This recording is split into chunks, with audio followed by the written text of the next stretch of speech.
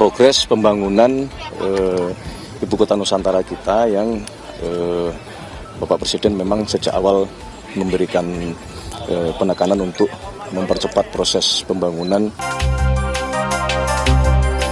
Untuk pertama kalinya setelah menjabat sebagai kepala negara, Presiden Prabowo Subianto mengunjungi Ibu Kota Nusantara. Agenda ini menjadi rangkaian kunjungan kerja Presiden Prabowo ke Kalimantan setelah meresmikan Sekolah Rakyat di Banjarbaru, Kalimantan Selatan dan meresmikan kilang terintegrasi milik PT Pertamina di Balikpapan, Kalimantan Timur. Menteri Sekretaris Negara Prasetyo Hadi bilang Prabowo memerintahkan percepatan pembangunan kantor pemerintahan di IKN dan bisa rampung pada 2028 mendatang. Presiden Prabowo juga meminta otorita IKN dan Menteri PU mengoreksi desain dan fungsi IKN. Berkenaan dengan progres pembangunan Ibu Kota Nusantara kita yang Bapak Presiden memang sejak awal memberikan penekanan untuk mempercepat proses pembangunan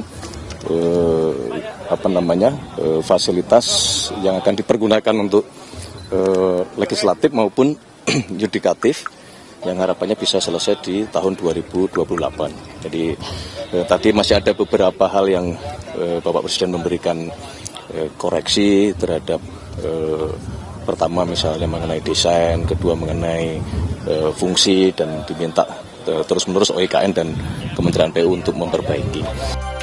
Wakil Ketua Umum Partai Demokrat, Dede Yusuf menilai kunjungan Prabowo ke IKN menegaskan sikap pemerintah melanjutkan pembangunan IKN yang ditargetkan menjadi ibu kota politik pada 2028 mendatang.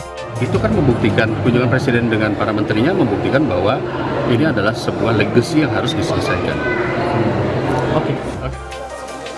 Sementara itu, menanggapi kunjungan Presiden Prabowo ke IKN, Ketua DPR Puan Maharani bilang akan tampung informasi dan evaluasi dari kunjungan Presiden Prabowo ke IKN.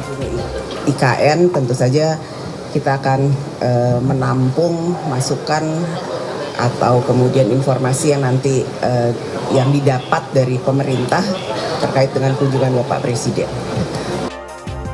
Pada September 2024, Prabowo mengunjungi IKN untuk menghadiri sidang Kabinet Paripurna terakhir masa pemerintahan Presiden Joko Widodo Ma'ruf Amin. Saat itu, Prabowo masih menjabat sebagai Menteri Pertahanan sekaligus Presiden terpilih Republik Indonesia.